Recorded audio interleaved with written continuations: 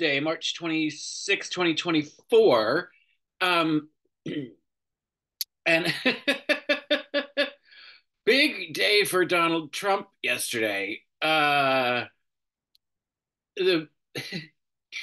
the View brought it up, but they really didn't. They only scratched the surface of all the stuff that happened with Trump yesterday. Um, and oddly, in the middle of the conversation, Whoopi got up and reprimanded a guy in the audience for having a camera, and I don't know if he was taking pictures with a flash or videoing, or they maybe I don't know if they have a no camera policy or what the deal is. Um, but she wasn't having it. Got up from the chair, walked across the stage. Sir, you gotta put that away. Um, I love it when there's moments like that. Although I have to say, when she first stood up and said "sir" and started to, and I think she said, "You got to stop what you're doing." Um, I don't know. I guess we're just conditioned to having really bad things happen. So I was a little concerned about safety when she first stood up and walked across the stage, but it was fine. It was just a guy taking pictures or videoing or something.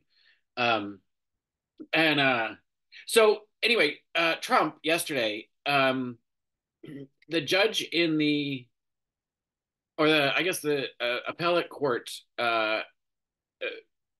reduced the bond he had to put up for the civil fraud case. Excuse me, from like $464 million to $175 million. That that's just the bond he has to put up while the appeal process happens. If he loses the appeal, he still owes the entire judgment. And they gave him 10 extra days to do it. I don't know why they gave him 10 days. That seems like a lot. But so he got a little bit of a reprieve and kind of a win there. But that's not unusual to reduce bond.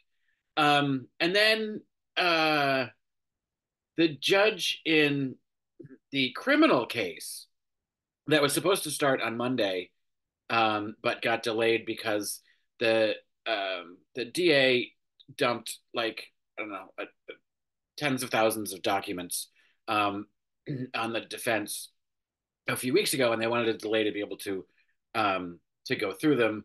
And the judge in that case, I guess the request for those documents was late. The delivery could have been quicker, but at any rate, the judge was basically saying that the that Trump and his team knew about all of this long in advance. They could have been asking for this information long before. It's not the DA's responsibility to hand over things they haven't been asked for. Was super annoyed by the whole thing. The Trump's lawyers were contradicting themselves, and he was frustrated, and he's like, "We're taking 45 minutes." And he went away, and he came back, didn't talk to anybody after the 45 minutes, and was just like, "Look, no more delay. Your trial starts April 15th. That's it. Be ready." So that's jury selection will start on the 15th of April, which is a month later than it should have, but whatever. And then, of course, Trump whined about it on, you know, how can you have a trial in the middle of an election? It's like a fuck off because you were a fucking criminal. That's why. Um, and then the other thing that happened that wasn't mentioned at all in the View is that um, the company that he's partnered with in Truth Social, Trump Media or whatever they're calling it, um, took that media company public. And the stock is the company's valued at something ridiculous like $12 billion. Truth Social has less than a half a million monthly users. It makes zero sense. Every analyst, because it's traded up to like $78 a share, and Trump has, I think, 76 million shares of that company now. But they're like, its value based on the actual fundamentals of the company and its prospect. It's losing users. Um, it's bleeding money. They're like, that is, it's closer to $2 a share. He can't access that money. He can't trade on off of that IPO for at least 6 months. So hopefully by then the whole thing tanks and he loses his shirt because what a crock of shit. Um, So those things all happened. Um, some good and bad news for Trump world. And then the View talked about whether or not, excuse me, this is going to, the trials are going to help or hurt his popularity. And um, there was a lot of nitpicking about, Amy Alyssa Farrah Griffin, I think, had it right on the money that nobody who isn't already in his camp is going to start to feel sorry for him through the rest of the year before the prosecutions that he's um, been under. And somebody brought up the point that people said, 51% of Republicans um, said that they wouldn't vote for him if he was criminally convicted. And because he's been civilly convicted. So I don't trust that. The polls aren't that reliable, but I don't trust that enough people know the difference between a civil trial and a criminal trial anyway. Um, so I don't really know that much of a difference. It makes much of a difference. And and Joy is going, oh, they're going to feel sorry for him because he's a victim and they feel like a victim, so he's more like them, and they want justice. And it's like, okay, but that's the people that are already in his camp. Like, and she, there's just no way that he's going to add to his base from now to November. I just don't see that happening. Um, but Joy, is starting to feel like, daytime's dotty grandmother. She then told a story about some guy who fell out of the car on the Long Island Expressway, and she called 911. And she's like, they wanted my name. They always want to know who's calling 911. They need to know the source. And uh, like apparently the guy was drunk. He was found. Everything was fine. And then she told a story about a turkey or a rooster that screamed out a woman's name. It was just like, this is really very, going way down the like Regis Philbin host chat morning show. Let me just talk about my life. She seems wildly unprepared for all of the topics. Um, and just like she just sort of shows up, she says a few things, and then she leaves. She doesn't care, which is fine, good for her. You can do whatever you want.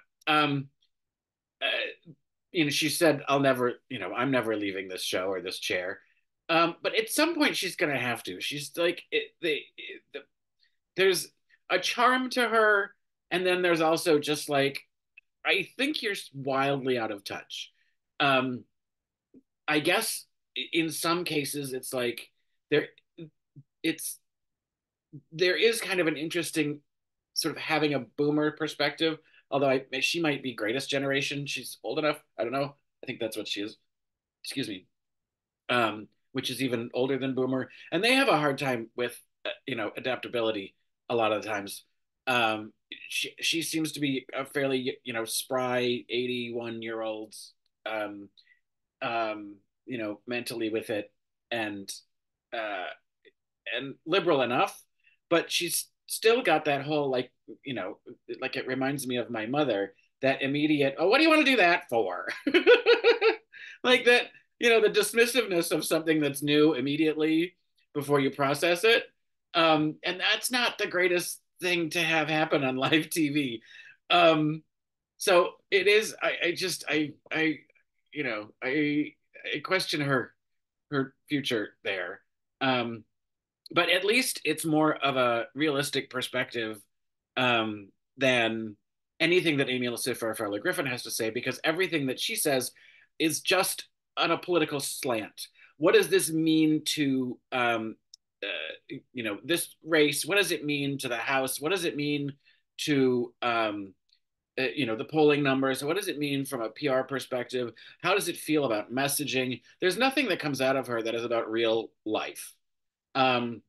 Except today when they talked about The Bachelor, and she said, because Joey, The Bachelor Joey, who by the way is freaking adorable. He's sweet. I watched that program, and he's smart and caring, and lots of people say that they're not interested in putting up with anybody's bullshit, but he really wasn't.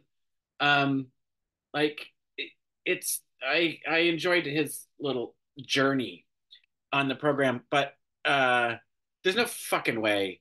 Like I just I it's a you know it's 100 to 1 chance that that's actually going to work out, um, given the statistics on that program.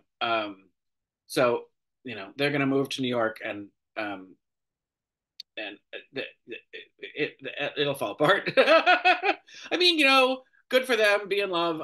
Maybe it works out. It works out great, but I don't have high hopes. I just don't think that. Um, maybe she's meek enough that she'll never do anything to piss him off, and he's determined to make sure that he's only engaged once, and they'll just out of sheer grit and determination, they'll force themselves to stay together. But you know, I rarely have high hopes for the couples on that show. And then Kathy Griffin came out. Oh my God.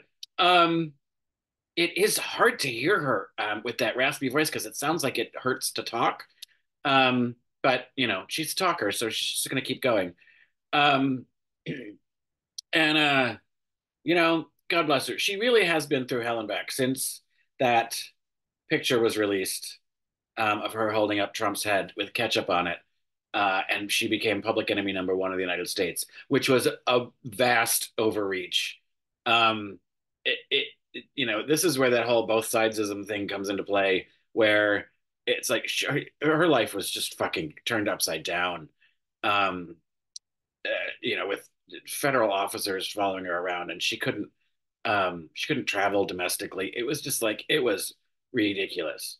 And then she came back with a comeback tour, wearing the blue dress from the picture, and it was freaking hilarious. Um, I saw that in, I think, in Radio City. Um, but now, after going through cancer treatments, her mother died. She was addicted to pills for pain. Then at one point tried to kill herself. Um, she got married, and recently, very recently, the husband left her. Um, so she's, oh, the lung cancer. She had part of her lung removed, which is why her voice sounds like it is, as opposed to me, where I'm just a little gravelly today. Uh, but anyway, that woman's a hoot, and I was surprised that she didn't mention. Maybe she's been on enough times since then that she doesn't bother to mention it. But she always used to talk about how Barbara Walters banned her from The View. Um, but I guess she was never polite enough because she does come on and swear, which good for her. Um, say whatever you want. They bleeped, and they were very, very quick on the bleeping. Usually, when the bleeping happens on that program, it's like it happens too soon, and it goes on for too long, and you miss too much of what else is said. With her, it was like they were like beep, like they just knew everywhere they were where it was coming. I don't know. Anyway, it was entertaining. Um, and the last guest that they had on was apparently playing Mother Cabrini, and Whoopi says, "Go downtown. There's a monument to Mother Cabrini downtown New York."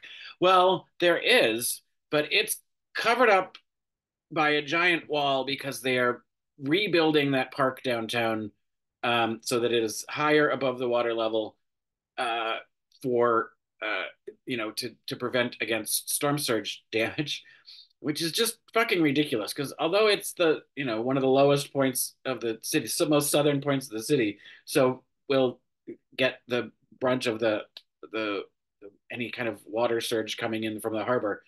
It's like they're just doing this small area around this park. So the water is just going to go around. They're really basically just funneling it right into the tunnel that goes to Brooklyn, but which used to be called the Brooklyn Battery Tunnel, and now it's the Hugh L. Carey Tunnel. I don't know who the hell Hugh L. Carey may have been, but he's got a tunnel that's probably going to flood.